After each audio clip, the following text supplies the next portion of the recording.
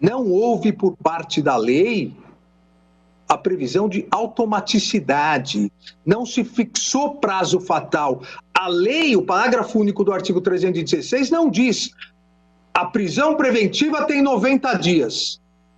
Se quiser prorrogar, decrete de novo. Não diz isso. Ela diz que deve ser feita uma análise, e a análise pressupõe as peculiaridades de cada um dos casos. O descumprimento da necessidade dessa análise na manutenção da prisão, dos requisitos, na manutenção dos requisitos que ensejaram a prisão após 90 dias, não tem, a meu ver, como consequência legal, a concessão automática de uma liberdade provisória. Mas sim, essa inobservância por parte do juiz tem a obrigatoriedade da determinação que imediatamente faça essa reanálise. Obviamente, essa diferença de consequências legais entre o término do prazo fatal de uma espécie de prisão, prisão temporária, e aqui, prazo fatal, consequência, cessação da prisão, e a inexistência de análise da manutenção de prisão preventiva, que pode vir a se tornar ilegal, diz o texto legal, pode vir mediante uma análise obrigatória. Levou em conta exatamente os requisitos mais consistentes para a decretação da prisão preventiva. Por que se previu um prazo fatal para a prisão temporária? Exatamente porque são requisitos menos consistentes que permitem a sua decretação.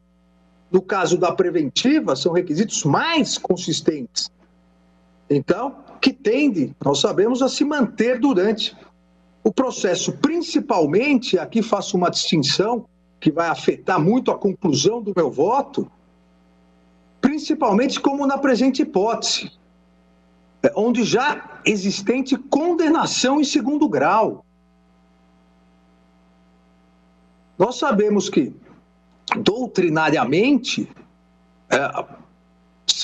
o gênero é prisão cautelar, prisão provisória ou prisão cautelar. As espécies são prisão em flagrante, prisão temporária, prisão preventiva, prisão por sentença condenatória, em primeiro ou segundo grau. Não me parece, de maneira alguma, que o parágrafo único do artigo 316 se aplique às prisões após segunda instância, quando fundamentadas.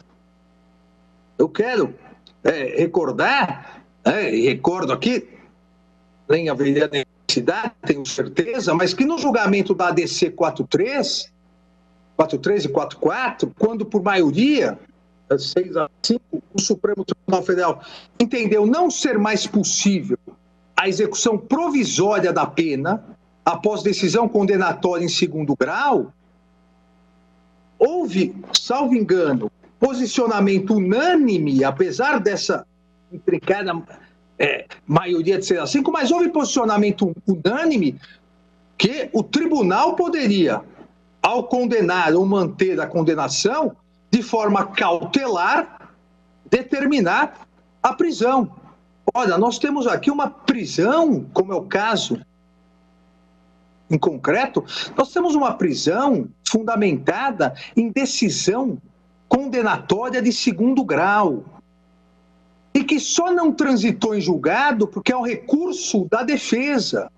Qual a lógica, qual a razoabilidade de exigirmos, principalmente nesses casos, onde já decisão de segundo grau condenatória e que de forma fundamentada manteve a prisão e que só, repito, não transitou em julgado porque há recurso da defesa, e volto a insistir, o recurso especial já denegado, qual a lógica, qual a razoabilidade de aplicação do artigo 316, parágrafo único, para prisões cautelares derivadas de decisão final de cognição plena em segundo grau?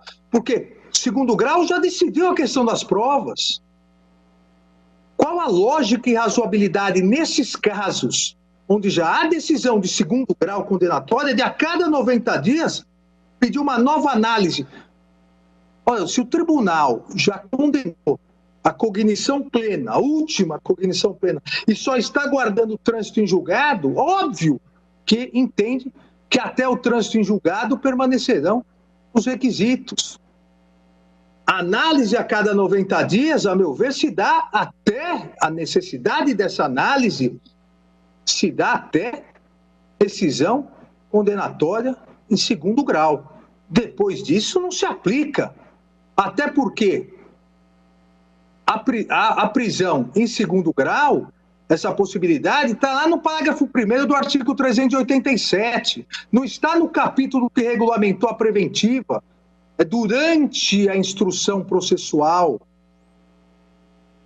Não podemos, devido respeito às posições em contrário, além da impossibilidade da prisão, do cumprimento da prisão,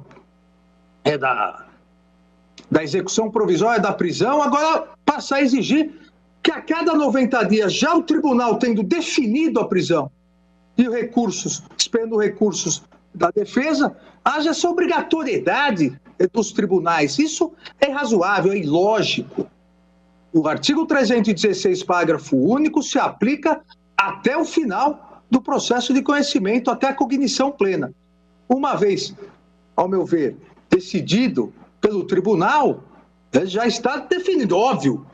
O STJ, o Supremo Tribunal Federal, podem analisar a ilegalidade, a inconstitucionalidade, mas não há aplicação a meu ver, do parágrafo único do artigo 316.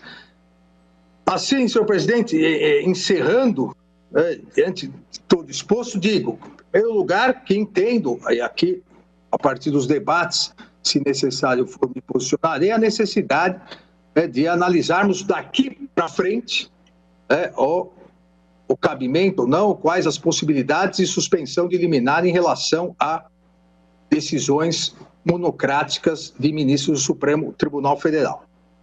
E em relação ao caso específico, acompanho o eminente ministro presidente referendando a medida liminar concedida, entendendo ainda ser necessário a fixação das seguintes teses. 1. O transcurso do prazo previsto no parágrafo único do artigo 316 do Código de Processo Penal não acarreta automaticamente a revogação da prisão preventiva e, consequentemente, a concessão de liberdade provisória. 2. O artigo 316, parágrafo único do Código de Processo Penal não se aplica às prisões cautelares decorrentes de sentença condenatória de segunda instância ainda não transitada em julgado. É o voto, senhor presidente. Qual